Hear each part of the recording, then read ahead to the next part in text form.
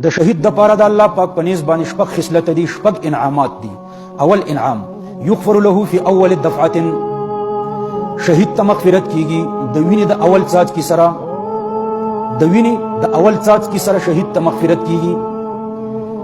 دا ډېر بهترین خصلت دی. یو فدایی دی سپینګیره او شهید شوی دی، نو یو مولوی صاحب ورته دا د شهید فضایل ذکر کوي، نو هغه ورته وایي نو ولې صبر کې خو ورځه پې کنه اشي سادهتوب د وجې نه وي.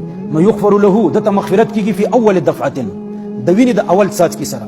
اول څاڅ کې د وینې چې توی شو ټول ګناهونه معاف دي، حقوق الله خو ټول معاف دي، حقوق العبد هغه چې د مجبوریت د وجې نه په در راغلي هغه معاف دي، چې د مجبوریت د وجې نه د غلا د وجې نه نه، د مجبوریت د وجې نه چې کوم د بندگانو حقوق ور باندې راغلي. دا چا لیکلي دي؟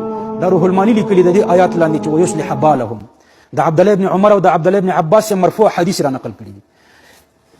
ويرى مقعده من الجنه، او خودل کیږي د اوسېدو زیاده د جنت نه.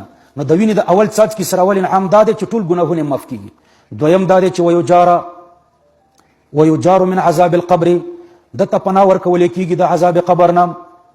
دریم دا ده چې ويأمن من الفزع الاکبر، فزع الاکبر دا جهنم دی، دی به په امن کیږي د جهنم نه. څلورم دا چې ويوضع على رأسه تاج الوقار، د په سر به د عزت تاج کې خودل کیږي. الياقوتة منها خير من الدنيا وما فيها، چې په دې تاج کې یو یاقوت دا د دنیا او د ما فيها نه بهتر دی. پنځم دا چې ويزوج 72 زوجة من الحور العين، دته په نکاح ورکول کیږي 2 حوري. شپږم دا چې ويشفع في 70 من اقربائه، او یا خپلوانو ته الله د شفاعت قبلي.